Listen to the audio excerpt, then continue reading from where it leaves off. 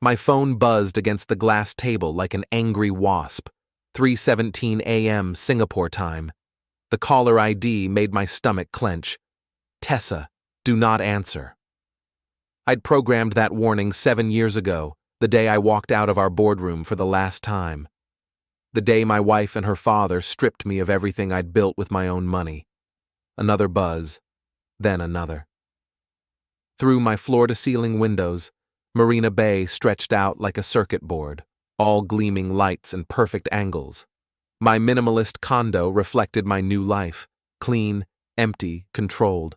No photographs, no memories, just me, my boxing gloves hanging by the door, and the satisfaction of knowing I'd rebuilt myself from nothing. The phone kept buzzing. I poured myself 3 fingers of Japanese whiskey and watched the missed call count climb. 12, 15, 23.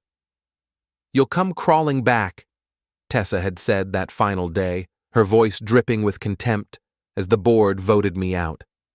You're nothing without this company, without me.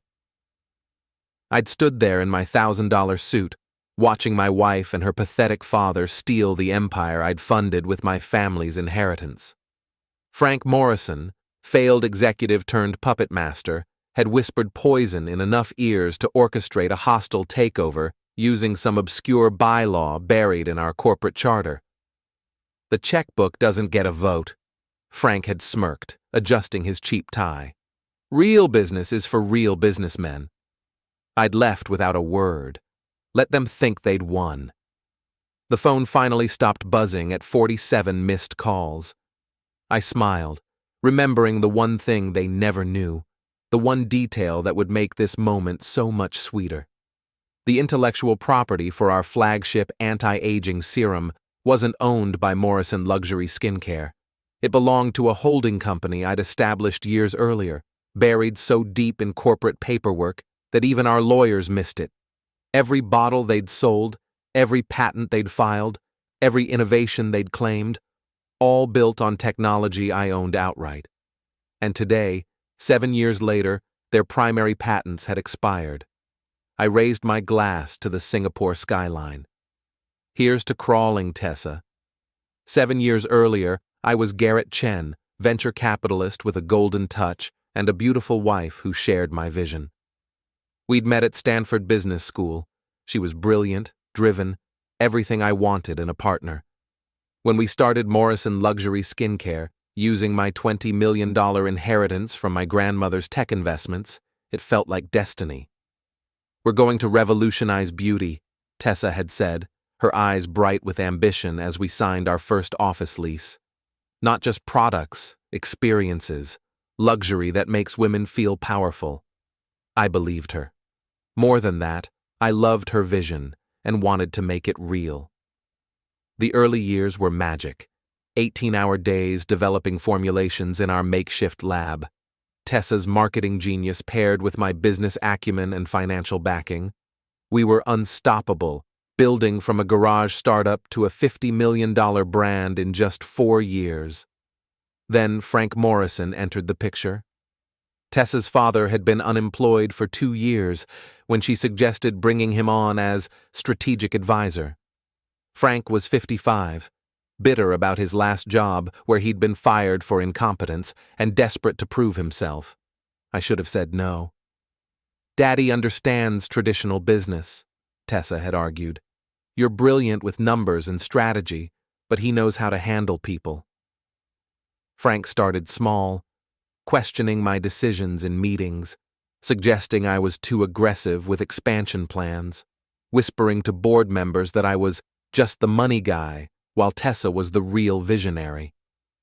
Garrett's a smart kid, I overheard him tell our lead investor, but he's never run a real company. Tessa's got the experience we need. Experience?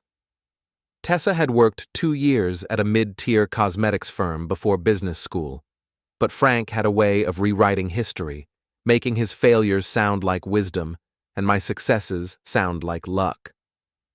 The worst part was watching Tessa change. She stopped asking my opinion on major decisions, started having strategy sessions with Frank that I wasn't invited to. When I questioned her, she'd get defensive.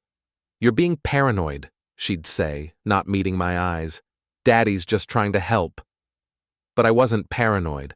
I was watching my wife and her father systematically undermine my authority in the company I'd built with my own inheritance. The end came during our fifth-year board meeting. Frank had spent months building alliances, convincing investors that the company needed more experienced leadership. He'd found an obscure clause in our bylaws that allowed for removal of officers by majority vote if they were deemed detrimental to company interests. "This isn't personal," Frank had said, his voice oozing false sympathy. "It's just business. You're a brilliant financier, Garrett, but we need operational expertise." Tessa sat beside him, silent. She wouldn't look at me as the votes were cast. 7-3. I was out. "You'll come crawling back," she'd said as I packed my office. "You're nothing without this company, without me." I'd walked out that day with nothing but my dignity and one secret they'd never discover. Singapore became my sanctuary, clean, efficient, anonymous. I rented a minimalist condo in Marina Bay and started over with the few $1 million I'd managed to keep separate from the company. The first year was hell, not because of money, I had enough to live comfortably, but because of the isolation. Friends back home stopped calling, business contacts went cold. The tech and beauty industry is small. Word travels fast when you're ousted from your own company. Heard about Morrison, my old Stanford buddy Jake had said during one of our last conversations. "That's rough, man, but maybe it's for the best." Tessa always seemed like the real brains behind the operation. I'd hung up and never called him back. The only thing that kept me sane was boxing. I found a gym in Chinatown, all concrete and sweat and honest violence. The owner, an ex-Marine named Tommy, didn't care about my story. He just handed me gloves and pointed to a heavy bag. "Rich boy wants to learn how to fight?" He'd grunted. "We'll see." I trained 6 days a week, channeling my rage into something productive. Boxing taught me patience, strategy, how to take a beating and keep moving forward. More importantly, it taught me that revenge was a dish best served cold. While I was learning to fight, I was also learning to wait. I watched Morrison Luxury Skincare from afar, tracking their quarterly reports, monitoring their product launches, studying their patents and licensing agreements. They were successful, I had to admit. Tessa had real talent for marketing, and Frank's conservative approach kept them profitable. But they weren't innovating. Every new product was a variation on existing formulas. They were coasting on the technology I'd helped develop, milking it for maximum profit without investing in research and development. Perfect. I used my time wisely, filing patents for new anti-aging compounds through shell companies. I studied chemistry, hired freelance researchers, built a portfolio of intellectual property that would make their current products look like drugstore moisturizer, and I waited for their patents to expire. The beauty industry moves in 7-year cycles. Patents filed in our early days would start lapsing, forcing them to either innovate or become vulnerable to competition. I knew Tessa and Frank well enough to predict their response. They'd try to extend their existing patents and squeeze more profit from old technology. They'd never see me coming. By year 3 in Singapore, I was a different man. Lean muscle had replaced soft executive padding. My hands were scarred from training, my mind sharp from isolation. I'd learned Mandarin, built connections in Asian markets, and quietly assembled a war chest of patents and proprietary technology. The old Garrett Chen had been naive, trusting, willing to believe the best in people. The new version was harder, smarter, and absolutely ruthless. I was ready for war. Year 5 brought the first crack in their armor. Morrison Luxury Skincare's stock price had plateaued, and beauty industry analysts were questioning their innovation pipeline. Their flagship anti-aging serum, the product that built our fortune, was facing serious competition from newer brands with more advanced formulations. I read the quarterly reports with growing satisfaction. Revenue was flat, R&D spending was minimal, and customer reviews were starting to mention that their products felt dated compared to newer alternatives. Frank Morrison, now CEO after Tessa moved to Chief Marketing Officer, was quoted in Beauty Business Weekly. "We believe in perfecting proven formulations rather than chasing every trend. Our customers value consistency and results." Translation: they had no idea how to innovate without me. The opportunity I'd been waiting for finally arrived via a legal notice forwarded to my Singapore address. Morrison Luxury Skincare was being sued by a competitor for patent infringement.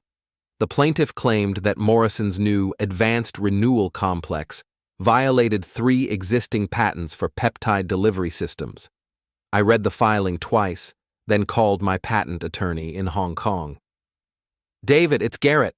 I need you to review some documents." "Of course. What are we looking at?" "Patent infringement case. I want to know if the defendants have grounds for a countersuit." What I didn't tell David was that I owned the patents in question, filed through a Cayman Islands holding company that couldn't be traced back to me. Morrison Luxury Skincare had unknowingly built their new product line using my proprietary technology. David called back 3 days later. "This is interesting, Garrett. The defendants are in serious trouble. The patents are airtight, and the infringement is blatant. Whoever owns those patents could demand licensing fees for every unit sold over the past 18 months. What kind of fees are we talking about? Conservative estimate? $15 to $20 million, plus injunctive relief to stop further sales?" I smiled, watching the Singapore sunset paint my windows gold. "David, I need you to file some paperwork for me." The next morning, Morrison Luxury Skincare received notice that Chen Holdings Limited was joining the patent infringement lawsuit as an additional plaintiff. They had 72 hours to respond or face immediate injunctive relief that would shut down production of their 3 best-selling products. My phone rang within 6 hours. "Garrett!" Tessa's voice was strained, uncertain. "We need to talk." "I'm sorry. Who is this?" "Don't play games. We know Chen Holdings is your company. What do you want?" I let the silence stretch until she spoke again. "Garrett, please, we can work this out. I'm in Singapore, Tessa. My lawyers will handle everything from here." I hung up and poured myself a drink. After 5 years of silence, it felt good to hear the fear in her voice. The legal pressure worked exactly as planned. Morrison Luxury Skincare couldn't afford a prolonged patent fight, especially when their stock was already struggling. They agreed to licensing terms that gave me 30% of revenue from the affected products, plus a lump sum payment of $12 million for past infringement. But money wasn't the goal. Information was. As part of the settlement, I gained access to their complete product development files, marketing strategies, and financial records. What I discovered was even better than I'd hoped. They were desperate. Frank Morrison's conservative management had left them vulnerable. They'd spent 5 years milking existing products instead of innovating, and now competitors with superior technology were eating their market share. Their R&D budget was practically non-existent, their patent portfolio was aging out, and their customer base was starting to defect to newer brands. They needed new technology, and I owned the best anti-aging patents in the industry. I waited 6 months, letting them struggle with declining sales and increasing pressure from investors. Their stock dropped 20%. Beauty industry publications started running articles about their innovation crisis. Frank gave increasingly desperate interviews about their upcoming breakthrough products. Then I made my move. Through intermediaries, I let it be known that Chen Holdings Limited might be willing to license additional patents to qualified companies. The technology in question was revolutionary, a peptide complex that could reduce visible aging by up to 40% in clinical trials. Tessa called within a week. "We want to discuss licensing your new patents," she said, her voice carefully professional. "I'll have my representatives contact you," I replied. "This is a business transaction, nothing more." The negotiations were brutal. I demanded 60% of revenue from any products using my technology, plus guaranteed minimum payments of $5 million per quarter. My lawyers structured the deal so that Morrison Luxury Skincare would be completely dependent on my patents for their next-generation products. Frank Morrison tried to negotiate better terms, but he was desperate, and I held all the cards. They signed the agreement 3 weeks later. I now owned the majority of their revenue stream. 2 years into our licensing agreement, Morrison Luxury Skincare was thriving again. Products built on my technology had restored their market position and driven their stock to new highs. Tessa was featured on magazine covers as a comeback CEO. Frank gave interviews about their innovative partnership strategy. Neither of them mentioned my name in public. That changed when I received an invitation to the Beauty Industry Innovation Awards in Los Angeles. Morrison Luxury Skincare was nominated for Product of the Year for their Advanced Renewal Serum, a product built entirely on my patents. I decided it was time for a reunion. The Beverly Hills Hotel ballroom was packed with industry luminaries, all fake smiles and air kisses. I'd flown in that morning wearing a perfectly tailored tuxedo and 7 years of Singapore discipline. The soft executive had been replaced by someone harder, leaner, more dangerous. I spotted Tessa first. She was holding court near the bar, stunning in a black evening gown, laughing at some investor's joke. She looked exactly the same, beautiful, confident, completely in control. Frank stood beside her, older and grayer, but still radiating that same smug satisfaction. He was telling someone about their revolutionary approach to product development. I approached slowly, savoring their expressions when they finally noticed me. "Garrett?" Tessa's champagne glass trembled slightly. "What are you doing here?" "Congratulations on the nomination," I said, my voice perfectly pleasant. "Though I'm surprised you didn't mention your technology partners in the acceptance speech." Frank stepped forward, his face flushing red. "Now listen here, Frank." I smiled at him, the expression cold enough to freeze everything. "Still playing businessman, I see. How's that working out for you?" "We've built something incredible," Tessa said, recovering her composure. "The company is stronger than ever." "Built on my technology," I replied, "using my patents, generating revenue that flows directly into my accounts. But please, don't let me interrupt your celebration." The conversation around us had gone quiet. Other industry executives were starting to notice the tension. "You're being ridiculous," Frank blustered. "We have a legitimate business relationship. We have a licensing agreement that makes me your largest revenue partner," I corrected. "Every bottle you sell makes me richer. Every innovation you claim builds on my intellectual property. You're not business partners, Frank. You're my tenants." Tessa's face had gone pale. "Garrett, what do you want?" I leaned closer, my voice dropping to a whisper only they could hear. "I want you to remember something, Tessa.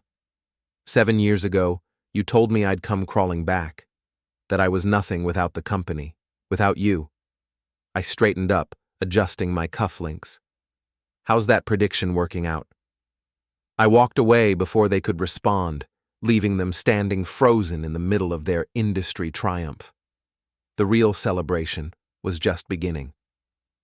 6 months after the awards ceremony, I received the call I'd been waiting for. Morrison Luxury Skincare's primary patents were expiring, and they needed to renew their licensing agreement with Chen Holdings Limited. But this time, I had different terms in mind. "Garrett, we need to discuss the renewal," Tessa said during our video call. She was in their corporate boardroom, Frank sitting beside her with a team of lawyers. "I'm listening," I replied from my Singapore office. "Our current agreement expires in 60 days. We'd like to extend the same terms for another 5 years. I smiled. "I'm afraid that won't be possible." Frank leaned forward, his face already flushing. "What do you mean, not possible? We have a contract that expires in 60 days, I corrected. "After that, you'll need a new agreement. My terms have changed." "What are you asking for?" Tessa's voice was carefully controlled. "Complete acquisition of Morrison Luxury Skincare. I'm prepared to offer fair market value for all outstanding shares." The silence stretched for nearly a minute. You're insane, Frank finally sputtered. We're not selling the company. Then you're welcome to compete without my technology, I replied pleasantly. I'm sure your customers will understand when your products revert to 2015-era formulations. Tessa found her voice. You can't do this. We built this company. You built this company with my money, I interrupted. You stole it from me using legal technicalities and family manipulation. You told me I was nothing without you. Now we'll find out what you are without my technology. I ended the call and leaned back in my chair. Through my windows, Singapore glittered in the afternoon sun. 7 years of patience were about to pay off. My phone rang again, within minutes. Garrett, please. Tessa's voice was strained. We can negotiate something reasonable. I've made my offer. You have 60 days to accept or find alternative technology sources. I paused, savoring the moment. Of course, you're welcome to try developing new formulations in-house. I'm sure Frank's extensive R&D experience will be invaluable. The next 8 weeks were beautiful to watch from afar. Morrison Luxury Skincare's stock price plummeted as investors realized their dependence on my patents. Competitors began circling, offering to buy individual product lines or key personnel. Beauty industry publications ran articles about their uncertain future. Frank Morrison gave increasingly desperate interviews, claiming they had multiple technology options and were excited about upcoming innovations. But everyone in the industry knew the truth. Without my patents, they were finished. On day 59, my phone rang one final time.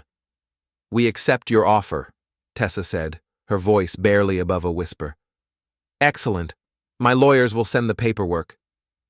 Garrett, she hesitated. Why? You've already won. You're making millions from our licensing fees. Why destroy everything?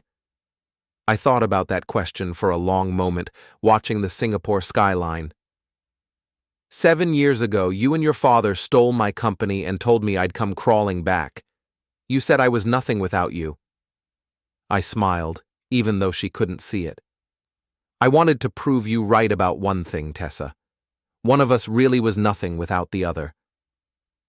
I flew back to Los Angeles on a Tuesday morning in March, exactly 7 years and 8 months after I'd left. The acquisition of Morrison Luxury Skincare had been finalized the previous week. I now owned 100% of the company my ex-wife and her father had stolen from me. But ownership was just the beginning. My first stop was the corporate headquarters in Beverly Hills.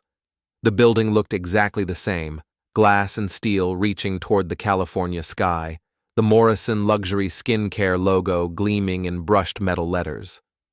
I walked through the lobby like I owned the place, because I did. Mr. Chen? The receptionist looked nervous. Mrs. Morrison is expecting you in the executive conference room. I took the elevator to the top floor, remembering the last time I'd made this journey. 7 years ago, I'd been escorted out by security after the board meeting that ended my career. Today, I was returning as the sole owner of everything they'd built on my foundation. Tessa was waiting in the conference room with Frank and their legal team. She looked older, more tired. The confidence that had once defined her was gone, replaced by the hollow look of someone who'd lost everything. Frank wouldn't meet my eyes. Garrett, Tessa stood as I entered. Thank you for coming. It's my company, I replied, taking the seat at the head of the table. Where else would I be? I opened my briefcase and removed a folder. I've reviewed the personnel files and financial records. We need to discuss some immediate changes. What kind of changes? Frank's voice was hoarse. I smiled at him, remembering every insult, every undermining comment, every moment he'd made me feel small and unnecessary. You're fired, Frank. Effective immediately. Security will escort you out after this meeting. His face went purple. You can't. This is my daughter's company. This is my company, I corrected. Your daughter sold it to me because you both drove it into the ground without my technology. Your employment is terminated. You have 30 minutes to clean out your office. Tessa closed her eyes. Garrett, please. He's my father. He's a failed executive who spent 5 years undermining the man who made his daughter rich, I replied. He called me just the checkbook and said real business was for real businessmen. Now he can go find some real business to run. I turned to the lawyers. Mr. Morrison's termination is non-negotiable. Please prepare the paperwork. Frank stumbled from the room without another word. What about me? Tessa asked quietly. I studied her face, remembering the woman I'd once loved. Beautiful, brilliant, ambitious. She'd chosen her father's poison over our partnership, and it had cost her everything. You'll stay on as chief marketing officer, I said. Reduced salary, no equity, no decision-making authority. You'll report directly to me. You want me to work for you? I want you to remember what you threw away, I replied. Every day, for as long as you can stand it. 3 months later, I was back in my old office, the corner suite with floor-to-ceiling windows and a view of the Hollywood Hills. I'd had it completely redecorated, erasing every trace of Frank Morrison's brief tenure as CEO. Morrison Luxury Skincare was thriving under my leadership. With access to my complete patent portfolio and unlimited R&D budget, we'd launched 3 revolutionary products that were dominating the luxury beauty market. Our stock price had doubled, and industry publications were calling it the most successful corporate turnaround in beauty industry history. I was reviewing quarterly projections when my assistant buzzed the intercom. Mr. Chen, there are some people here to see you. They say they're old friends. I looked up to see Jake Martinez and David Kim standing in my doorway, 2 of my Stanford classmates who'd stopped returning my calls after the original corporate coup. They were both successful venture capitalists now, the kind of men who only showed up when they wanted something. Garrett! Jake's smile was wide and fake. Congratulations on the comeback story of the decade. This is incredible. We should have stayed in touch, David added. I always knew you'd land on your feet. I leaned back in my chair, studying them. Really? Because I remember you telling people that Tessa was the real brains behind the operation. Jake's smile faltered. Come on, man, that was years ago. We were just repeating what we heard. You were repeating what Frank Morrison told you at industry events, I interrupted. That I was just the money guy. That Tessa deserved all the credit. We never believed that, David protested. We're here because we want to invest in your next venture. Whatever you're planning, we want in. I stood and walked to the window, looking out at the city where I'd once been humiliated and discarded. You know what's funny about success? I said, not turning around. It makes people forget how they treated you during failure. Suddenly everyone was always on your side. Everyone always believed in you. Garrett, we're sorry if... You're sorry that you bet on the wrong horse, I said, finally facing them. You're sorry that you chose Frank Morrison's version of events over 7 years of friendship. You're sorry that you're not part of this success story. I walked back to my desk and sat down. I appreciate you stopping by, gentlemen, but I'm not interested in working with people who abandon their friends when it's convenient. They left without another word.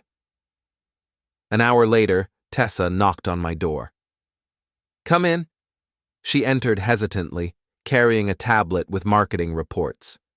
Over the past 3 months, she'd been professional but distant, doing her job without complaint, but clearly struggling with the power dynamic.